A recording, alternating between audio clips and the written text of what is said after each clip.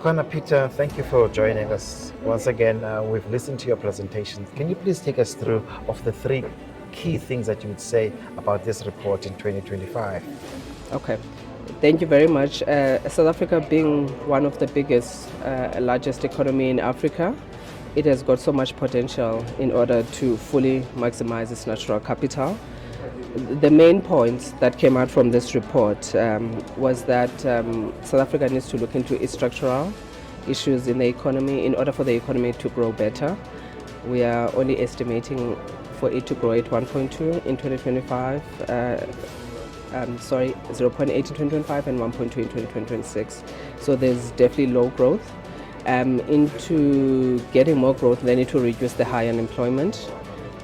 South Africa is well funded in terms of its domestic mobilization, its revenue. It funds mostly its own budget, so which is very good, but it also needs to look into mining, beneficiation, also how to best get out of the value chain in terms of its minerals, and also to look into specific sectors that can help the economy grow, like its manufacturing, secondary sectors, construction, transport, which have higher job creation, and then also utilize the private sector, private-public partnerships in order to boost the economy, as well as to improve the governance across the municipalities at a lower level and also at a higher level, and then that will filter down into the different sectors, as well as to fast-track Operation Vulindlela, which is being spearheaded by government, in order to look into specific sectors like water, energy,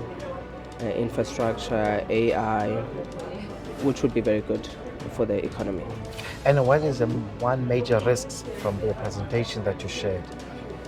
The risk we're looking into right now is the trade tensions, geopolitical issues, as well as, without repeating myself, the low growth in the economy. The first quarter numbers were out and it's still at a very low. So one of the risks that we're looking into is trade uncertainty, and that is why it's very important for South Africa to look into the AfTA trade agreement to expand its trade markets into other African countries as well as Asian countries in order to fully expand its exports as well as the imports that we import to. So I would say basically geopolitical issues and the trade tensions. Those are one of the biggest from the outside. And then internally is the low growth, as well as the high employment, especially youth unemployment. So skills development programs and initiatives from government need to filter down to the economies. Akhona Peter, once again, thank you for joining us. Thank you.